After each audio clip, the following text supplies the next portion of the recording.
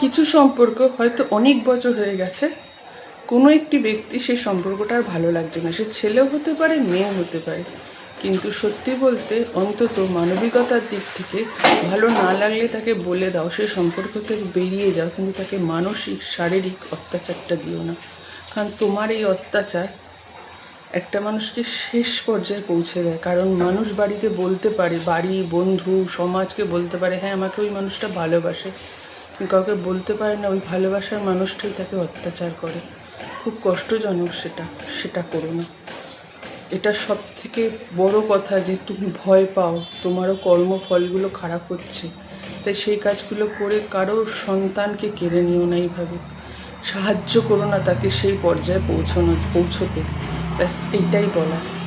আমার জীবনে অনেকগুলো দেখলাম, আমি বাস্তবে একজনকে দেখেছি। হ্যাঁ, আমি সামলাচ্ছি, সামলে নেব, চেষ্টা করব, কিন্তু তোমরা করো না। সবার জন্য সবাই সামলানো থাকে না। তাই অন্তত ভালো না বাসো, বলে দাও, দুদিন কাঁদবে, ঠিক হয়ে যাবে। প্রতিদিন মানসিক অত্যাচার, শারীরিক অত্যাচারটা দিও না।